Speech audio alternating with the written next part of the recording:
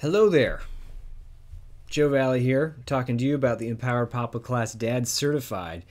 Topic today is counselor skills. In the Dad Certified class, we talk about the counselor skills and how you can use them with your clients to really get to the heart of the issues at hand. So what I want to do is just run through the counselor skills that we go over in the class. The idea is that you have these in advance so that when we get to the class, we can really get some rubber to the road, practice them in real time with each other. These are things that we use every day. You're using them already, except the counselor profession decided to make up some fancy lingo to describe them. For example, number one, open-ended question. So if you're keeping notes, your number one would be open-ended question. We're going to go through maybe to 10 today. Hopefully I can just burn through these really quickly. You know what an open-ended question is. It's like a how, what. It's a question that has infinite responses. It's the opposite of a closed-ended question. And you know what a closed-ended question is. It's one with a finite answer. Do you like blue or yellow? Your answers are really blue or yellow. Is that true or false? Finite response, true or false. It's a closed-ended question. I used to think that all open-ended questions were better than closed-ended questions, but it's not necessarily the case. Sometimes you need to know some information really quickly. Are you in pain, yes or no? What's your level of pain on a scale of 1 to 10?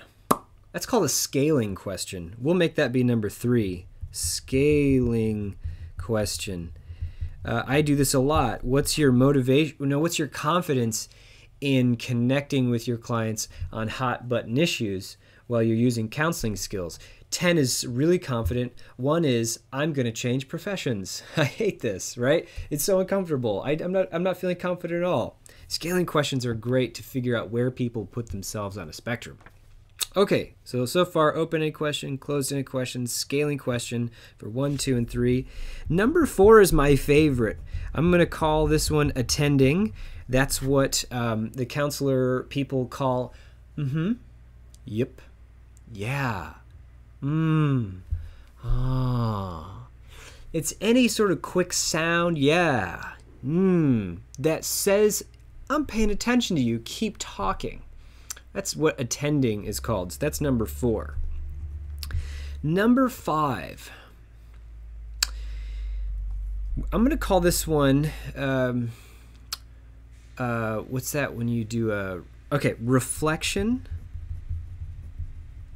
of content. Reflection of content is when someone tells you a story and they say, yeah, and I went to the grocery store and some guy cut me off. And then he sped away. A reflection of content is like, oh, okay, so you're driving to the grocery store and a guy cut you off.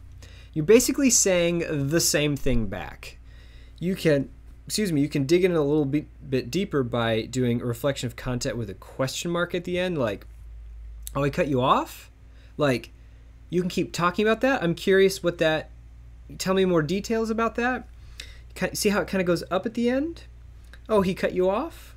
You're basically stating back what the person said, the exact words. Nothing fancy about this. And this is what I joke about in class, what my wife hated about our conversations when I was in grad school for counseling. I did a lot of reflection of content.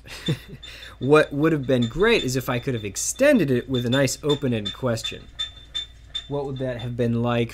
What was that like for you? Open-ended question, right?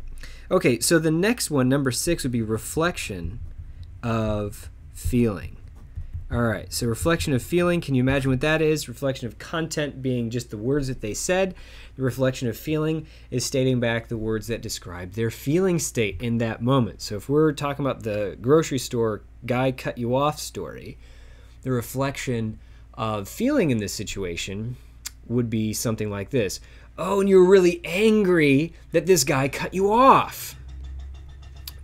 And notice, like, in that situation, the person telling you the story didn't actually say, I felt angry. A lot of times we don't actually get into the feeling state when we're talking about a story. We don't tell the feelings, the words that describe the feelings that we were having, because feelings are vulnerable for us to share. So we don't often do that. Our culture, especially for men, doesn't support this whole feeling language. So reflection of feeling can get a little dicey, because when you get to the anger piece about that grocery store story, you're going to be getting a lot of emotion coming out in this person's retelling of the story. Doesn't mean you're doing a bad job. It means you're getting to the heart of what's really key in this story. Okay, so hang on. Reflection of feeling.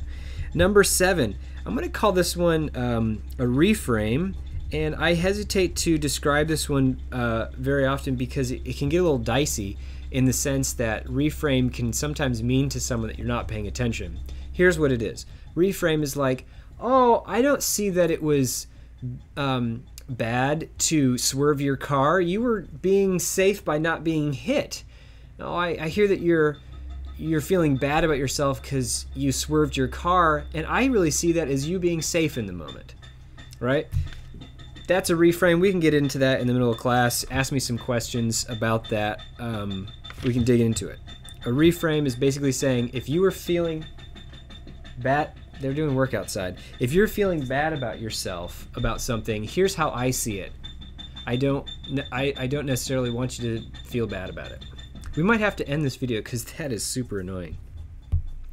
Okay, so we got reframe. Number 8. Number 8 is going to have 4 parts to it. So you might write A, B, C, and D underneath 8. The title of 8 is, we'll call this nonviolent communication. Okay, so nonviolent communication, I'm going to say, has 4 steps. Meeting the guy who wrote this book about nonviolent communication, his name is Marshall Rosenberg, was a tremendous experience for me. And reading his book, and I participated in a group, in counselor training, we talked a lot about this. And to me, it really gets down to the heart of what we do as humans when we communicate. So the 4 steps here for nonviolent communication are as follows. Write this down. When I saw/heard ... So that's A, right? That's the first one. When I saw/heard ... B is I felt ... I felt ... C is because I have a strong need for ... Wow, that is so annoying. They're putting in Google Fiber and they're driving pipes into the ground. I feel angry when I hear pipe banging outside my window because my need for clarity and peace and ease is not getting met. My request, that's D. I request ... See how we just ran through that? Wonderful opportunities to use nonviolent communication to describe the situations in which we find ourselves. Okay, number 9. Okay, counselor jargon stuff. I sometimes ask people what they use, and one that has come up a lot is silence. Silence.